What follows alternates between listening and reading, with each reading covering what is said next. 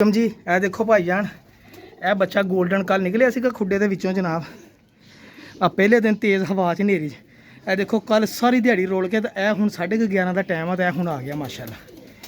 ए विच सिटन लगा इनू अल्लाह खैर करे जी। देखते हैं हुण इंशाल्लाह। ए इयो भाईजान ब्रीडां हैं इन्होंने कहते ब्रीडां। देखते हैं अल्लाह खैर करे। कल भी उड़ गया सीगा इत्थे टॉप ते ओ फिर उड़ गया। वो चेक करो हेलो वो जाके चिमड़ गया। ये अभी दिहाड़ी रुल के आ गया वा। अल्लाह रखे खैर इन्होंने पाइए पानी नाल तो फिर शायद पानी पूनी देख के आ जाएगा इंशाल्लाह।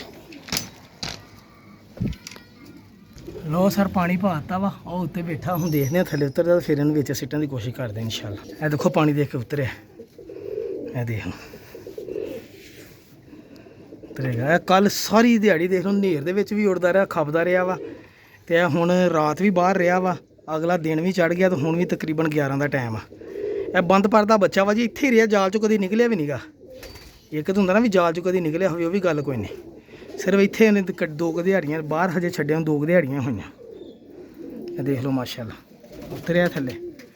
हुण इहनूं कोशिश करते हैं आपां सोटी नाल दरवाज़ा चुक के ते इहनूं डकीए।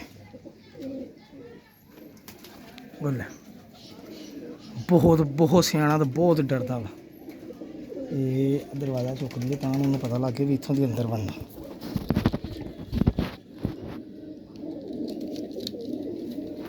लो जी अल्लाह खैर करे दरवाज़ा चुक देता वा इंशाल्लाह आएगा। सरकार कबूतरबाजी आ हबस इन्नी है ना इतने साह लेना मुश्किल होया वा।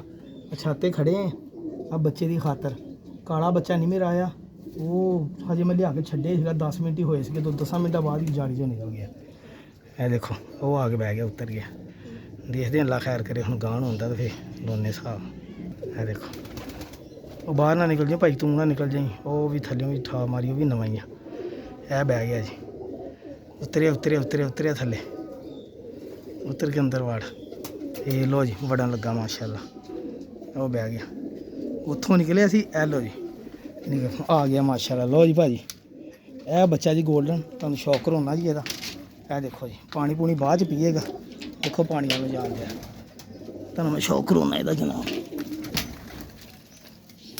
एदा ही प्यो कल मैं कहते ही बेचना वा तो दोस्तां ने मजाक समझिया जनाब।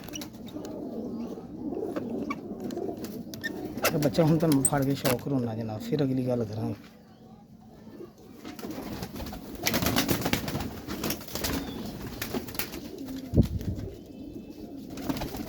हूँ तो बहु बस हूँ उड़न वाली गल तेरी गलत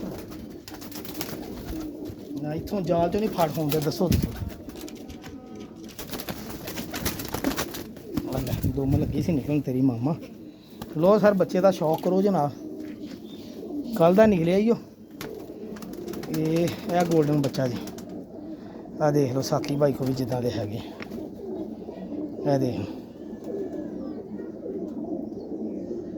ठीक है माशाल्लाह। ये लो सा आ चेक करो पार किन्ने पार दा जी 3 6 7 3 पार दा बच्चा जी।